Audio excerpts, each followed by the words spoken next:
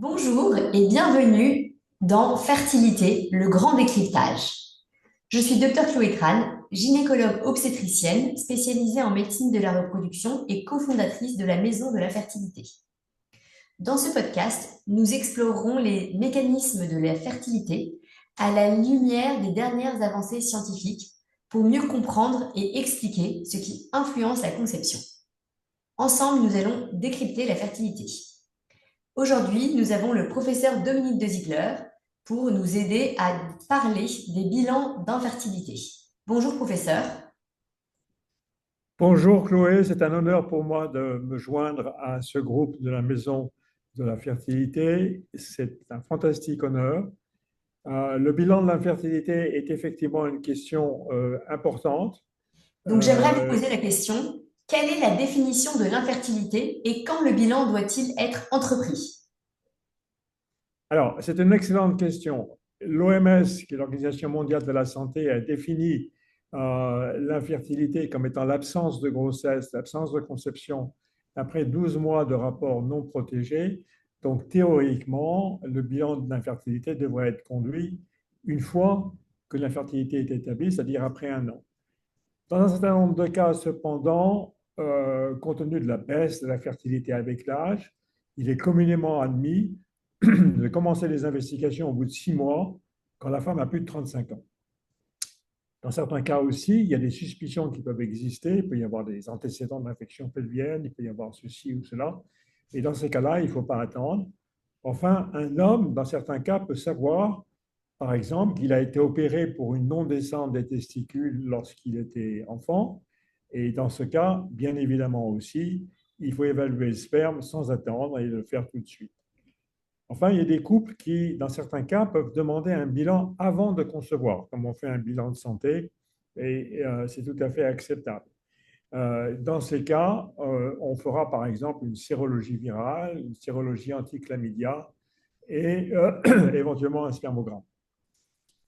L'évaluation du sperme, d'une manière générale, doit être effectuée assez tôt afin de ne pas prendre de retard, car quand ça arrive, et c'est navrant, que des couples découvrent après coup que le sperme est insuffisant et que tout ce qu'ils ont fait ne servait à rien. Le bilan de conception permet de recevoir le couple, de le traiter et de choisir le traitement en fonction de son type d'ovulation et de continuer en fonction des résultats.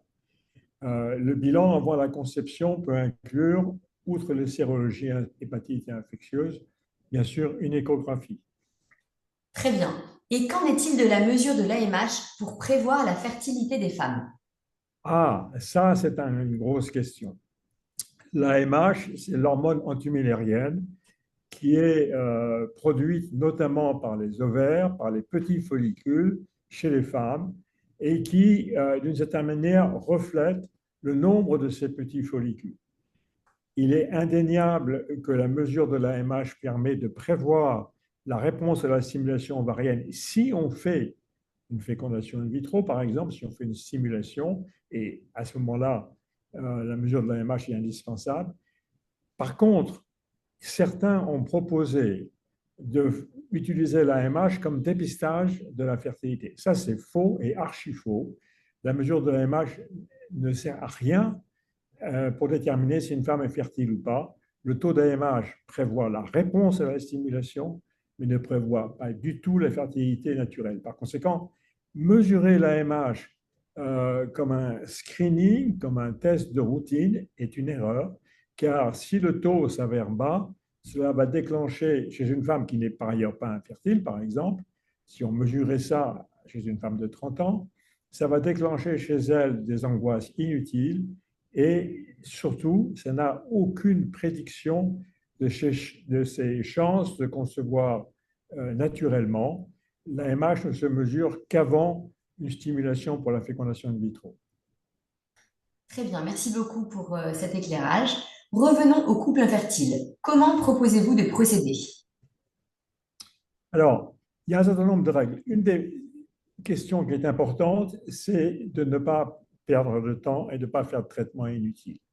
Il faut d'abord savoir si la femme a des cycles réguliers, si elle ovule ou pas, et si elle a des cycles irréguliers.